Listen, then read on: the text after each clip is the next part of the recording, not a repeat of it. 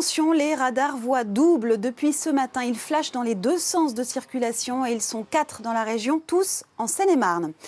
Bonjour à tous, nous sommes le lundi 14 septembre. Voici les autres titres que nous allons développer dans votre 12-13. Les médecins toujours en colère contre le projet de loi santé, en particulier contre la généralisation du tiers payant. La mesure est examinée à partir d'aujourd'hui par les sénateurs. Atmosphère, la nuit blanche aura une gueule d'atmosphère cette année. Un clin d'œil au sommet mondial sur le climat organisé à Paris. Le programme est dévoilé en ce moment au 104, nous serons en direct. Et puis le dossier du 12-13 sera consacré aux devoirs de nos enfants. Comment les réussir? Quel rôle pour les parents? On en parlera avec un spécialiste de l'éducation dans quelques instants. Les radars double sens ont donc commencé à flasher ce matin. Une centaine ont été mis en place en France, 4 dans la région, tous sur des routes nationales de Seine-et-Marne. Un nouveau moyen de lutter contre la mortalité routière en hausse ces derniers mois. Dans un sens ou dans l'autre de la circulation, on n'y coupera pas en cas d'infraction. Testés cet été, 4 radars fixes de ce type entrent en fonction dès aujourd'hui en Seine-et-Marne, l'un des 18 départements équipés. Le principe de ces radars, c'est donc d'avoir 2 caméras. Une qui flash les véhicules qui sont en éloignement, donc qui vont prendre la plaque arrière du véhicule, tandis que la deuxième caméra va prendre les véhicules qui viennent à contresens et cette fois prendront l'avant, la plaque avant du véhicule. Des radars double sens doublement efficaces mais limités dans leur implantation liée à la configuration des voies. Elles doivent être bidirectionnelles, contiguës, sans glissière de sécurité, avec même limitation de vitesse dans les deux sens. Cet été, la Seine-et-Marne avait aussi étrenné les premiers radars à infrarouge embarqués en voitures banalisées. Avec 1050 km de voies grande circulation et plus de 4300 km de départementales, c'est le réseau routier le plus important d'Île-de-France. Les mois ont passé, pas la colère des médecins. Ils protestent toujours contre le projet de loi santé qui est examiné à partir d'aujourd'hui au Sénat. La raison de leur colère, la généralisation du tiers payant. Cela signifie pour eux trop de paperasse et donc moins de temps pour les patients. Reportage ce matin dans un cabinet de Rueil-Malmaison, Bruno Lopez et Yves de Wulf. Ce médecin généraliste exerce depuis près de 24 ans. Il se mobilise contre le projet de loi santé de Marisol Touraine. Ce projet prévoit entre autres la généralisation du tiers payant. Autrement dit, le patient n'avancerait plus d'argent, ce serait au généraliste de se faire rembourser par la sécurité sociale. Ça va demander un surcroît de travail. Il va falloir qu'on demande à nos patients leur mutuelle et qu'on recherche après si on a effectivement été payé. Et ce surcroît de travail va causer pour nos patients une perte de temps. Perte de temps pour remplir les papiers, moins de temps pour s'occuper des malades. Certains médecins redoutent une explosion des dépenses si les patients bénéficient de la politique du tout gratuit. Cette disposition ne changera rien pour moi. De toute façon, il faudra bien que je paye un jour ou l'autre d'une manière ou d'une autre. Mais je pense que les médecins ont suffisamment de paperasse à faire. C'est peut-être pas la peine de leur surcharger de travail. Je pense que c'est bon, plus pratique, ça va plus vite. Mais vis-à-vis de comment ils vont faire pour être payés. La mobilisation des généralistes n'a pas faibli depuis que le projet de loi a été discuté puis adopté à l'Assemblée nationale en mars dernier. La discussion au Sénat, elle, commence aujourd'hui, mais certains syndicats annoncent déjà la fermeture de cabinets à partir du 3 octobre pour maintenir la pression sur les élus. Une trentaine de sans-abri évacués d'un parc municipal à Saint-Ouen en Seine-Saint-Denis. Ça s'est passé hier soir. Selon la préfecture, il ne s'agissait pas de réfugiés syriens ou irakiens, mais de personnes accompagnées par l'association Droit au logement. On en vient à présent à la situation des migrants. 300 personnes sont installées dans un lycée du 19e arrondissement depuis 1 mois et demi maintenant. Mais aujourd'hui, les élus tirent la sonnette d'alarme. En cause, les conditions sanitaires du lieu, comme l'ont constaté ce matin Fernando Malverde et Colette Zagaroli. L'ancien lycée Jean Carré dans le 19e arrondissement est un camp de réfugiés en plein Paris. Occupé au départ par une centaine de migrants expulsés de la porte de la Chapelle, il accueille aujourd'hui jusqu'à 500 personnes dans des conditions d'insalubrité dramatiques. Quelques rares points d'eau, des toilettes très insuffisantes, des poubelles qui s'accumulent. Pour les riverains, la situation est devenue très difficile. Ça fait 1 mois et demi qu'ils sont là, c'est toujours, voilà. Les gens, ils ont mal à respecter notre espace. Il y a des gens qui rentrent dedans, il y a des ordures tout le temps, notre rentrée est complètement bloquée. Nous avons demandé à les autorités d'intervenir, jusqu'à maintenant rien ne se passe. Des bénévoles et des riverains passent chaque jour pour apporter leur aide, mais tout le monde aujourd'hui est à bout. La nourriture manque et des bagarres éclatent chaque soir entre réfugiés ou migrants venus du Maghreb, d'Érythrée ou du Soudan. Pour la mairie du 19e, la situation n'a que trop duré. Elle va réclamer l'intervention de la mairie centrale et de l'État pour qu'une assistance médicale d'urgence soit mise en place et que des travaux permettent de transformer le bâtiment en centre d'accueil des réfugiés digne de ce nom. On passe au sport. Demain soir, les footballeurs du PSG vont retrouver la Ligue des Champions. Ils reçoivent au Parc des Princes les Suédois de Malmö. Et on s'inquiète déjà après les boulettes de leur gardien de but. C'était vendredi contre Bordeaux. Jean-Philippe Lemaire. Oui, Marianne. Alors pour faire simple, j'ai envie de dire que le jeune gardien allemand est une énigme. Il n'avait encaissé aucun but jusqu'à vendredi. Mais il n'avait pas eu grand-chose à faire. Alors, doit-on le juger sur cette soirée cauchemardesque ? Je pense pas. Je crois qu'il est passé à côté de son match, à la fois sur le premier but, mais aussi, Marianne, et c'est plus inquiétant, sur le deuxième, car l'un de ses points forts, c'est le jeu au pied, et on peut dire qu'il n'a pas été inspiré. Alors, est-ce un incident de parcours où la pression était trop forte pour un gardien inexpérimenté sur le plan international ? En attendant, il a reçu le soutien de ses coéquipiers, du président, de son entraîneur, une mise en confiance pour le faire rebondir au plus vite pour éviter que le doute s'installe. Alors demain, en Ligue des Champions face à Malmö, il a l'occasion de se relancer, de prouver sa vraie valeur. Pourquoi il a été recruté ? En entendant Marianne, c'est sûr, il a grillé un joker, je pense. En tout cas, vous viendrez nous débriefer le match mercredi midi. Pour l'heure, on s'intéresse à un événement rare, la victoire d'un Français, d'un Parisien qui plus est, sur 100 mètres. Oui, ça se passait hier à Charletti, c'était le Décanation qui fête ses 10 ans. Il s'agit d'une épreuve d'athlétisme par équipe et la France a fini 3e grâce notamment à Jimmy Vico du CA Montreuil. Il termine une très très belle saison en s'imposant devant l'Américain Mike Rogers en 10 secondes 06. Ça méritait quand même que ce soit l'image du week-end. Voilà, on regarde la belle victoire de Jimmy Vico. C'est terminé pour le sport, Marianne. Merci Jean-Philippe. Et donc on se voit mercredi après le match du PSG en Ligue des Champions contre Malmö.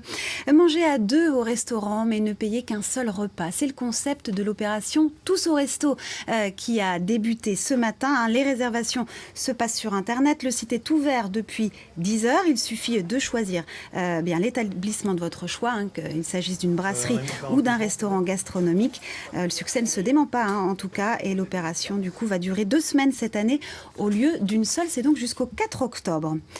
Il est l'heure à présent de retrouver notre dossier du jour. Avec la rentrée, c'est aussi le retour des devoirs à la maison et parfois du casse-tête pour les parents. Alors comment aider au mieux les enfants ? Eh bien on en parle avec vous, Georges Fotinos. Bonjour. Bonjour. Vous êtes chercheur spécialiste de l'éducation. Vous venez de réaliser une étude sur les relations parents-école. Mais d'abord, je vous propose de regarder ce reportage. Quand des jeunes aident des plus jeunes à faire leurs devoirs, ça donne ça, regardez. A priori, ces deux adolescents avaient peu de chances de se rencontrer. Mariama est en 3e dans un collège classé en ZEP. Scolarité chaotique, mais elle s'accroche. Florian, lui, est en terminale S dans l'un des meilleurs lycées de Paris. Élève brillant, il veut partager un peu de sa réussite. C'est vraiment montrer comment on a pu y arriver, apprendre à se battre, à travailler, à s'organiser. C'est ça qui est important. Chaque mercredi, les deux jeunes se retrouvent pourtant côte à côte dans le collège de Mariama. Qu'est-ce que tu as comme devoir ? Faire les devoirs ensemble, revenir sur ce que la collégienne n'a pas compris en classe. 7 x 65 sur 26, ouais. En fait, c'est quoi Y, c'est ça ? Y, c'est ça, ouais. Tu peux le remplacer là. Au fil des semaines, les résultats de Mariama se sont améliorés. Plus de notes en dessous de la moyenne. On s'accroche, ça reste toujours hétérogène, mais on essaye de pousser tout ça vers le haut. Des fois, il me conseille, il m'aide à faire des trucs. Il me dit ne fais pas ça, c'est pas bien, apprends tes leçons, et voilà. C'est comme mon frère, en fait, donc voilà. L'association Socrate compte 1000 grands frères et grandes sœurs dans plusieurs académies. Des lycéens plutôt que des professeurs ou les parents pour redonner le goût d'apprendre. Les lycéens ont une phrase magique qui vient de « T'inquiète pas, j'y suis arrivé, tu peux y arriver ». Et ça a tout décoincé. Parce que d'un seul coup, le gamin, il est là, mais attends, tu crois ? Je suis mauvais là. Mais attends, on va voir ensemble. Mariama, elle aussi, a repris confiance. Un vrai soulagement pour ses parents, car ils ont du mal à encadrer ses devoirs, mais ils placent tous leurs espoirs dans leur fille. Georges Fotinos, oui. C'est mieux que les parents ne se mêlent pas des devoirs des enfants ? Non, là c'est une situation très bénéfique. c'est exact, mais elle concerne une minorité d'élèves. C'est parfait. Il faudra à ce moment-là généraliser cette situation. Non, les parents sont absolument indispensables par rapport aux devoirs. Mais je voudrais rappeler que c'est tout simplement interdit.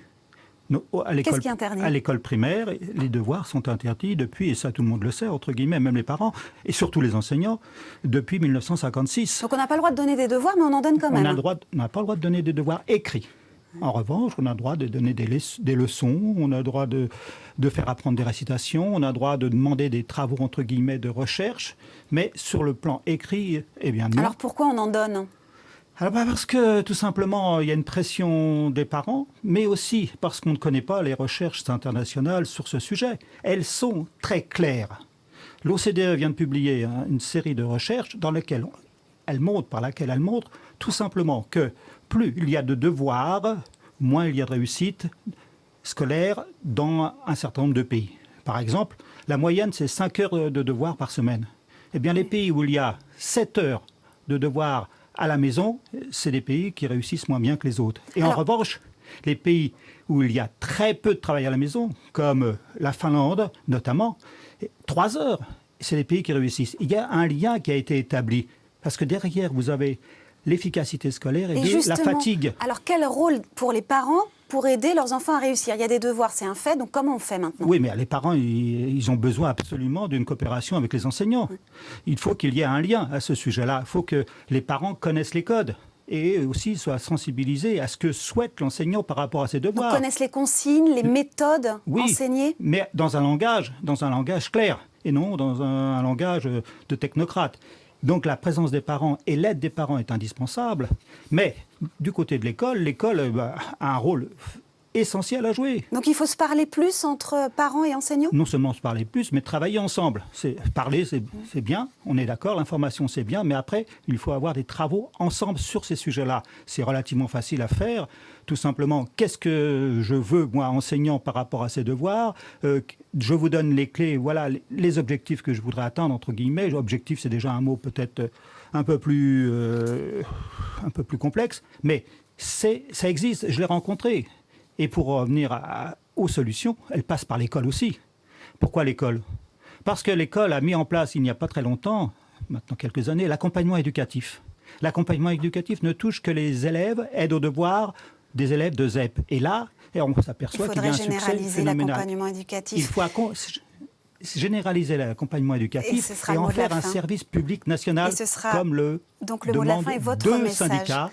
Merci Monsieur Photinos. Et je rappelle que les grandes lignes de votre étude sont sur notre site internet France 3 Paris pour tous ceux que ça intéresse. Merci. Et demain, le dossier du 12-13 sera consacré aux Jeux Olympiques 2024 alors que les villes ont jusqu'à demain justement pour déposer leur candidature.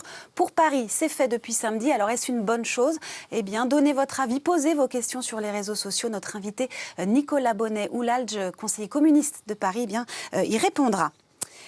Quand les Médicis se faisaient tirer le portrait, le musée Jacques Marandré à Paris met à l'honneur les portraitistes de la Renaissance italienne. Et vous allez le voir, eh bien, à l'époque déjà, l'image était un instrument de pouvoir. Jean-Claude Desjacques.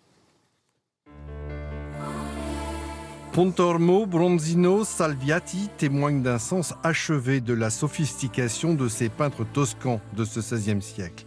Très raffiné, gracieux, expressif, au XVIe siècle, l'art du portrait devient de plus en plus répandu parmi les élites florentines qui trouvent là un moyen de se faire connaître. Il a les portraits de l'époque de Savonarola, très austères. Après, les portraits de la reconquête de Médicis, les Médicis en armure, donc toute la famille autour de Cosimo, son père, son cousin, en armure après la conquête de la ville et après les portraits de la cour. Et pour voir ces portraits, la lumière, l'éclairage est d'une importance primordiale.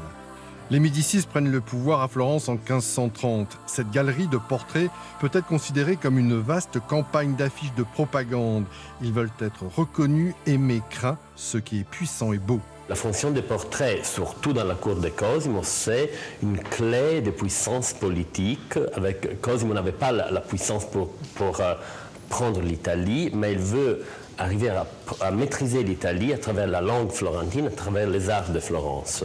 Et le portrait, c'est un instrument politique. Cette exposition permet de saisir toute l'exigence de dignité, de magnificence et de luxe qui a caractérisé la cour de Florence à la Renaissance.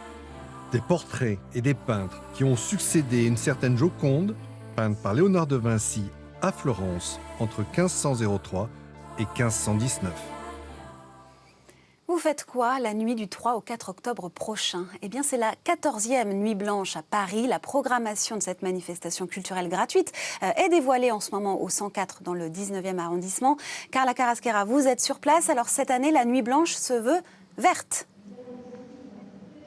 Oui, Marianne, la Nuit Blanche surfe sur la vague de la COP21. Les organisateurs ont demandé aux artistes de travailler sur le thème de l'environnement. Alors cette année, la nouveauté, c'est qu'il y a 2 parcours dans le nord de la capitale pour mettre en avant des quartiers plus populaires. L'un de ces parcours passera ici au Centre culturel 104 dans le 19e arrondissement. Et puis le trajet se poursuivra vers la halle Pajol et la gare Rosa Parks. Au parc Clichy-Batignolles, le public pourra découvrir un nuage à 3 mètres du sol, un nuage qui flotte, symbole de la montée des eaux. Et puis pour la première fois, le parcours officiel va traverser le périphérique pour aller à Aubervilliers. En chemin, le public ira à la rencontre d'un homme qui saute dans un nuage à 10 mètres du sol. Un programme encore très festif pour cette édition. Et puis sachez que le lendemain, le dimanche 4 octobre, les familles et les enfants pourront encore découvrir certaines installations. Merci Carla pour toutes ces précisions en direct du 104. On se quitte avec le coup de cœur d'un internaute à l'occasion d'une autre manifestation culturelle gratuite qui a lieu le week-end prochain. Ce sont les Journées du patrimoine. Et voici la photo de Christophe Honnet. Vous avez bien sûr reconnu la place d'armes du château de Versailles derrière moi. Comme lui, vous pouvez participer à la fête en envoyant vos plus beaux clichés à l'adresse suivante patrimoine@francetv.fr. Toutes vos photos sont bien sûr à retrouver sur notre site internet France 3 Paris et de belles émissions spéciales vous attendent sur France 3 toute la journée de samedi. C'est ainsi que s'achève cette édition. Tout de suite, vous retrouvez la météo et le journal de la rédaction nationale présenté par Samuel Etienne. Prochain rendez-vous avec l'info dans votre région, c'est ce soir un peu avant 19h avec Marlène Blin. Très bel après-midi à tous.